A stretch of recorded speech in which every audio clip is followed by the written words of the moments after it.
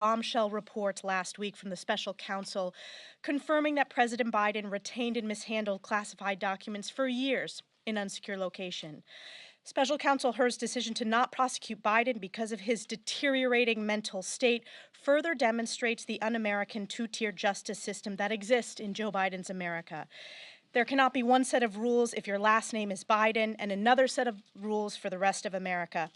And the American people know that if someone is mentally unfit to stand trial, they are unfit to serve as commander in chief. Turning to our agenda of this week, House Republicans will continue to deliver on our promises. Yesterday, after a year-long investigation led by the House Homeland Security Committee under the leadership of Chairman Mark Green, we executed our constitutional duty impeaching Secretary Mayorkas for violating his oath to support and defend the Constitution, subvert the rule of law, and breach the American public's trust. Impeachment is just one step. The Senate must pass House Republicans' Secure the Border Act, the strongest border security bill in history, to stop the invasion at our borders, which we are seeing under Joe Biden's policies. This week, House Republicans will also bring the Unlocking Our Domestic LNG Potential Act to the House floor, stopping Joe Biden's war on American energy and unleashing domestic energy production. With that, I'm proud to hand it over to Congressman Ronnie Jackson from the great state of Texas. Well, thank you. I appreciate everybody being here. I just want to thank Congressman Pfluger for introducing his bill on our LNG exports. I want to thank leadership. I want to thank Speaker Johnson, Leader Scalise, Whip Emmer, and Chairwoman Stefanik for keeping this oil and gas issue at the top of the thing. But I want to talk about something else today. What I want to talk about is in regards to the Hur report that just came out. I think this is on the mind of a lot of Americans right now. I want to just state the obvious. If you're not cognitively fit to stand trial or to answer accusations against you, you're obviously not cognitively fit to be the president, our commander-in-chief, and our head of state. And I think that, you know, we have to, at this particular point, we have to start asking the hard questions. I'm glad to see that some of the press is starting to do that. You know, I've been saying individually for a long time since he was candidate Joe Biden that this man's not cognitively fit to be our head of state and our commander-in-chief. We've had lots of evidence of that since then. A lot of people are starting to see that. Now we have the Hur reports coming out, which is a completely different angle on this, an objective report from a member, from an appointee of his own DOJ, from his own administration, that's saying that he's not cognitively fit to do his job. I think that, you know, when the president got up the other day and tried to speak to the nation, he just reiterated and reinforced the idea that we are in trouble in this country right now from a leadership standpoint. Look, you know, this LNG thing is a big issue for us. You know, I grew up in the oil field in West Texas. I know how important this is. It's a national security issue. It's an issue for our economy. It's going to punish hardworking blue-collar folks in this country. But, you know, whether it's this LNG issue, whether it's our disaster at the border, whether it's the disastrous withdrawal from Afghanistan, the crime in our cities, all of the other issues that have just been an absolute disaster during the Biden administration, what it says to us is that Joe Biden is probably most likely not making these decisions. We know this at this particular point. There are radical extremists in the West Wing, whether it's climate extremists or whether it's the globalists that are making a lot of these decisions. These decisions are not coming from President Biden. These are coming from other folks within the White House with different agendas, with an agenda that's not America first, that's not in the best interest of this country. So I just want to let everybody know that we are going to continue to make this an issue. I will be introducing another letter today. This will be the fifth letter that I've introduced, that I've sent to the president. This will go directly to President Biden. It will CC every member of his cabinet, and it will insist that he come forward and be honest with us about his physical and his mental capabilities and his exams. He's supposed to be getting a physical exam done here in just a few months, his annual physical. They've already indicated that there will not be a cognitive test associated with that. I think if there was ever a time that we need a cognitive test for a sitting president of the United States, it's right now. And as you remember, President Trump got one. I think he set the precedent. It was a large part because of the press, his insistence that he have that included as part of his physical exam. I would like to see that same type of enthusiasm and insistence from the press right now that President Biden submit to a cognitive exam as part of his physical exam. And if he thinks he's fit to lead this country, prove it to us with some objective data that says so. And with that, I just want to turn it over to my friend and Chairman Mark Green from Tennessee. Thank you. Last night, the House of Representatives voted to impeach DHS Secretary Alejandro Mayorkas for high crimes and misdemeanors, specifically for his willful and systemic refusal to comply with the laws and his breach of the public trust. This action, this is the culmination of nearly a year's worth of investigations and hearings, was necessary to deal with a rogue DHS secretary whose lawless actions have caused and perpetuated one of the worst border crisis in American history, a border crisis that has devastated communities all across our country. Secretary Mayorkas has shown throughout his tenure that he will defy, he will ignore, and he will replace the laws enacted by this Congress. His actions have not only shown a disdain for the Constitution, but for the Congress, the law, and the American people. The constitutional case against Secretary Mayorkas is sound. The historical record is unambiguous. The framers were united in their belief that the executive branch officials must defend the Constitution, respect the separation of powers, and enforce the laws passed by this body. And if they fail to do so, they should no longer hold office. If we're all being honest here, we all intuitively understand this. When an executive branch official rejects, unilaterally replaces the laws passed by this Congress, we have to act. And last night, we did. I want to thank Speaker Johnson for his support, his leadership, the entire leadership's team for their support over the months for my committee. And I want to thank the members of the Committee on Homeland Security and our staff who has done a fantastic job. They and this Congress, this Republican Congress, have worked to hold this lawless secretary accountable.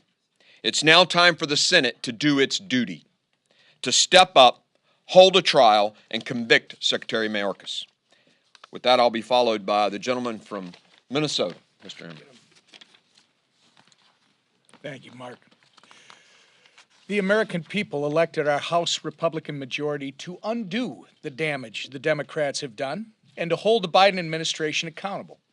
Thanks to our members and the diligent work of Chairman Green and his Homeland Security Committee, we are once again living up to that mandate this week. Under Secretary Mayorkas' leadership, Americans have experienced the worst border crisis we've ever seen. And yesterday, House Republicans said investigation lasting nearly a year. The evidence was clear. As you've heard the chairman say this morning, Secretary Mayorkas willfully refused to enforce federal law, repeatedly lied to Congress, and breached the American people's trust.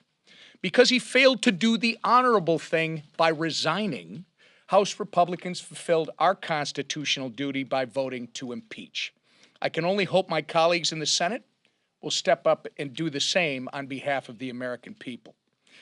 At the end of last week, we also all read what was a very alarming report about President Joe Biden. You heard Dr. Jackson, our colleague from Texas, talk about this morning. Not only did it conclude that he, quote, willfully retained and disclosed classified materials, close quote, it also did not recommend criminal charges because his memory has such, quote, significant limitations. There were two takeaways from the special counsel's report. A man unfit to be held responsible for mishandling classified information has zero business occupying the Oval Office. And it exposed the two-tiered justice system that indicted one president with politically motivated charges while carrying water for another over similar allegations. House Republicans will ensure Americans get answers they deserve on both of these issues. Lastly, I want to give a special welcome back to our fearless majority leader, Steve Scalise, maybe the toughest man in Washington, D.C. Steve, we are so grateful to have you back here with us today in complete remission from cancer. And right in time for Mardi Gras in true Steve Scalise fashion. Your grit, determination, and resilience have been an inspiration to each and every one of us, and it's good to be fighting in the trenches with you again. So with that, I proudly turn it over to the toughest man in Congress, Steve Scalise. Yeah.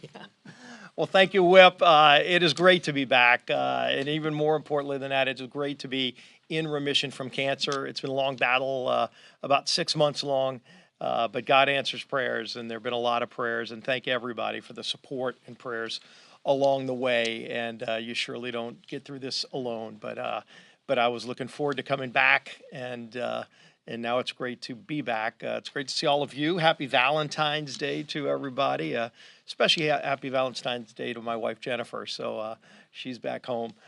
But I tell you what, we got right into the business of what this Congress, and especially what this majority has done, and that's taking our job seriously and doing the tough work. We brought back up the impeachment of Secretary Mayorkas. I want to thank Blake Moore for giving us the opportunity to reconsider the vote. And him procedurally making sure we had that opportunity so that we could send a statement once again that we, this House Republican majority, care about border security. And in a town where everybody should be concerned about what is one of the biggest crises facing our country, the fact that we've had millions of people come across our border illegally, including people on the terrorist watch list, drug dealers from Mexico, the cartels having operational control of our southern border, to the point where they're bringing drugs in that are killing 150 young people in America every single day. That should matter to everybody, especially the President of the United States, and especially the Secretary of Homeland Security, who, as Chairman Green's committee, did a methodical job of pointing out over months and months of building this case that this secretary has failed to do his job. He's let down the American people. And the American people want a secure border. And people have asked, what's the point of impeaching the secretary if the Senate's just going to discard it? I don't know what the Senate's going to do. I gave up predicting what the Senate might do. But I will tell you this. If the Senate just discards this, like they do so many other important issues, like H.R. 2 that we sent over 6 months ago, where we came together as a Republican majority and passed the toughest border security package that we've ever seen come out of Congress, at least since the 1980s. And the Senate won't even take that bill up. The Senate can't even pass their own bill. And if they ignore this and just throw it in the trash can without taking it as seriously as the American people do, then there will be accountability and consequences to that action. So it's on the Senate. They have to do their job, but the good news is this House Republican majority, as razor thin as it is, once again did our job. We are going to fight to secure the border. We've got a speaker who continues to call on President Biden, and I'm sure he's going to talk about this, to just sit down and meet to talk about this major crisis. The president cares about all these other things going on around the world, as we do too. But if you don't care about one of the biggest crises facing our country, to the point where the president won't even sit down with the Speaker of the House to talk about ways to solve this problem, when we've laid out a number of different options, not just laid them out, we passed them, which is not easy to do. We're going to take this seriously, as we have for months and months, and continue to focus on those needs of the American people, even if this president and his administration refuses to. One other issue that we're going to be bringing up this week, and there's others, FISA is going to be a big fought-out issue tomorrow, but on Friday, it was talked about earlier, August Pfluger's bill on the LNG exports. When President Biden, just a few weeks ago, said he was going to ban LNG exports in America, all that does is embolden our enemies around the world. If he does it because the far left extremists on the left and environmentalist groups are threatening him and saying, stop supporting fossil fuels in America. I don't know if the president knows this or not, but let me tell him, if it's not the first time he's heard it, I sure hope it's not the first time he's heard it. There is nobody in the world that produces energy cleaner and more efficient than the United States of America. And stop attacking American energy, Mr. President, because when we make energy, we do it better than anybody else in the world, and it allows us not only to lower prices here at home for families who are struggling, but it also allows us to send that energy to our friends around the world. And when President Biden takes that energy off of the market, that just means countries like Russia and Iran become more emboldened, because those countries still need that energy. We still need that energy. And when he shuts down LNG exports, it also stifles production in America. That kills jobs here at home. And again, the cleanest place to produce energy in the world, and it raises prices on families who are struggling. Why on God's earth would you want to do that? We have a bill to reverse that ridiculous, crazy, insane policy, and we're going to have that vote on Friday as well. So we're going to keep doing our job here in this majority, and the guy leading the way is our Speaker, Mike Johnson. Take it away. Thank you. Good morning, everybody. Thank you for being here. It is Ash Wednesday and also Valentine's Day, as has been mentioned. The American people are not feeling very loved right now, though. They're not feeling heard by the Biden administration. And I'm going to recap a few of the things that you've heard here this morning already. First of all, regarding this fitness for office of the president, Americans have been speaking out about the president's mental acuity and the double standards within his Justice Department. On Thursday, as you know, the special counsel confirmed that President Biden mishandled classified materials in a way that presented serious risk to national security. He broke the law, but he's not going to be charged. Why is that? Well, special counsel said that it decided not to indict the president in part because there are significant limitations on his memory, and a jury wouldn't convict him because he would be presented as, quote, an elderly man with a poor memory. That did not inspire confidence among the American people. It's of great concern to us. Ultimately, they're indicting, remember now, the DOJ is indicting one president with politically motivated charges, and they are now carrying the water for another amid very similar allegations. A man too incapable of being held accountable for mishandling classified information is certainly unfit for the Oval Office. And everyone in this room, if you just ask yourself that question, you will come to the same conclusion. On energy, this isn't the only issue, that the Biden administration is facing criticism for. Americans have expressed their frustration with his attacks on energy independence. We say all the time here that energy security is national security. The two things are directly related. It's also the lifeblood of the U.S. economy in so many ways. But the president has paused pending approvals on exports of liquefied natural gas. Why? Why would he do that? It's completely counterproductive for our country, and it is dangerous. My home state of Louisiana happens to be the largest producer of America's LNG. We try to export that around the world. But he is stalling LNG export terminals like Calcasieu Pass 2. It's nothing but a political ploy to appease radical climate activists at great cost. Job creators and energy producers are going to have to pause their projects. It's going to jeopardize thousands of U.S. jobs. And our partners in Europe, who were promised an alternative to Russian energy, will now have to source fuel from Moscow. They're going to line Putin's pockets. If we don't send American LNG to our friends and allies in that part of the world, they will have to go to Moscow to get it. We'll have to turn to energy sources that aren't as clean. That our European friends and allies will turn to these sources that are not as clean. Russian gas is not as clean as U.S. gas to make up for all those losses. And that's why this week the House is moving on legislation to depoliticize the LNG permitting process. House Republicans are going to do our job. We're listening to our energy producers who are standing for energy independence, which is good for every single American. Regarding the border, talk about the American people not being listened to. They are crying out to the Biden administration to secure the border. This is not a Republican issue. It's an issue for every single person, and everybody knows it. We know the stories of children being poisoned by fentanyl and cities being overwhelmed by migrant surges. We know House Republicans have shown that we are listening to and holding the administration accountable for this catastrophe. We're listening to the people. We're taking action to hold Biden accountable. Last night, the House voted to approve articles of impeachment against Secretary Mayorkas. Desperate times call for desperate measures. We had to do that. He has abdicated his responsibility, he's breached the public trust, and he's disregarded the laws Congress has passed. But much more has to be done, of course, to secure the border, and what the Senate produced this week is silent on that issue. Senator McConnell and I have spoken about this in frank sessions, and let me be clear here again this morning. The Republican-led House will not be jammed or forced into passing a foreign aid bill that was opposed by most Republican senators and does nothing to secure our own border. It's time for Washington to start showing some love to Americans. On Valentine's Day, this is a good day to point this out. We need to listen to the American people and their needs and take action. And that's why House leadership will continue to govern with Americans' interests at heart. With that, I'll take some questions. Back row. Yeah. Last night there was about a 9-point swing from Democrats, from Republicans to Democrats in New York 3.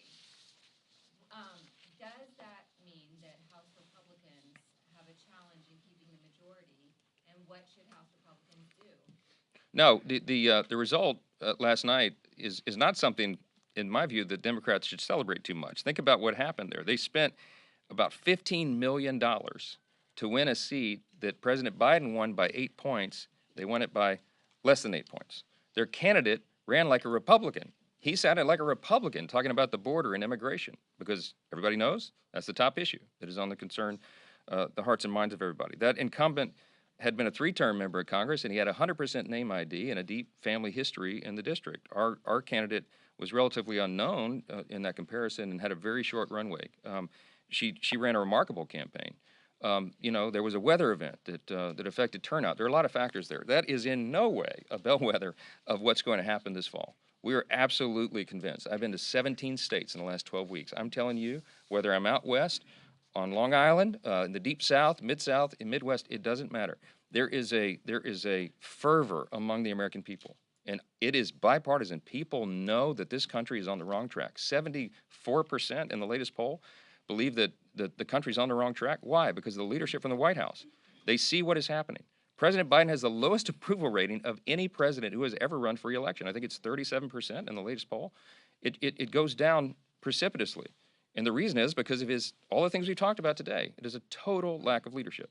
And now more and more Americans have made their own opinion about his fitness for office. And so I think that's going to have a big effect in the fall as well. So New York 3 was what it was, but that has nothing to do on the efforts going forward. Manu. But on the issue of immigration and New York 3, the candidate there seized upon the fact that you guys rejected this bipartisan border security deal in the Senate. Did you mishandle this issue and effectively give Democrats something to campaign on? No, not at all. Look, the American people are with us on this issue. I mean, they are with us because they understand you have to actually solve the problem. And the product that was produced by the Senate did not solve the problem. You've all heard us hammer over and over H.R. 2, right? That was our signature piece of legislation that we passed many, many months ago, last year. And the reason that all those components are important, again, is because they have to fit together. That's got to solve the problem. You have to address all of them. The Senate bill didn't do that, and that's why it was rejected over there. We have to do it. It's been mentioned that I've been requesting a meeting with the president for weeks now, a month. I've been asking to sit down with the president to talk about the border and talk about national security, and that meeting has not been granted. And I'm going to continue to insist on that because they're very serious issues that need to be addressed. And if the Speaker of the House can't meet with the President of the United States, that's a problem. I don't know why they're uncomfortable having the President sit across the table from me, but I will go in good faith because we have to solve this issue and do every single thing we can. And as you know, he has a broad arsenal of executive authority that he could use right now, he could have used yesterday, he could have used months ago to stem the flow. That's not our view. That's what the law says, and we've spelled that out. We also documented 64 specific actions that he took from the day he walked into the Oval Office and his agencies to open that border wide and create this catastrophe, and that is why we have a problem. We got to get to it. Scott in the back. Thank you, Mr. Speaker. You've talked about, you've challenged the president's cognitive abilities. You've said he is not fit to be president. Don't believe he can do the job. Why do you think a meeting, a one-on-one meeting with the President of the United States would solve all of these problems? Well, that's a very good question, but I have to do everything that I can. And he is the commander-in-chief right now, as uncomfortable as that makes most of this country. And I have to work with what I have. I have to do my job, and I'm going to insist to continue to do that. The House Republicans are going to continue to do our job. We're going to continue to move the ball forward. We're going to continue to demand that before we take care of issues all around the world, we take care of our own first. And I'm telling you, that is not a campaign message. That is the truth, and that is what resonates in the hearts of the American people. We are on their side, and it's the side of common sense. It's the side of security. It's the side of stability. It's the side of sanity. And the President of the United States will not acknowledge that, and it is of great alarm to us. Take one more. Yeah. Hey. Welcome back, Mr. Reed. Good to see you. You have said that you want a meeting with the president, as Scott was saying. HR 2 is dead in the Senate. You yourself were part of killing the Senate compromise bill. You called it dead on arrival from what you knew. So my question to you is, while you say there need to be solutions, what are House Republicans doing to get to a solution on the border and on Ukraine? Or are you going to actually do nothing? What is your proposal? What are you doing? No, we're addressing each of those issues. They're important issues on the table. We are not going to be forced into action by the Senate, who In the latest product they sent us over does not have one word in the bill about America's border, not one word about security. The reason that the other one was dead on arrival is because it did not meet the moment. It would not have solved the problem. You can't leave giant loopholes and codify some of the things that have gotten us into this situation. So what we're doing right now is the House is working its will. The House Republican Conference, we just met an hour ago with all the members, and there are lots of ideas on the table of how to address these issues. We will address the issues. We'll do our duty on that matter, and all that begins in earnest right now. We have to address this seriously. We have to actually solve the problems and not just take political posturing as has happened in some of these other corners. That would thank you. What about Thank the you. government shutdown, sir? Will you get those spending bills done in time?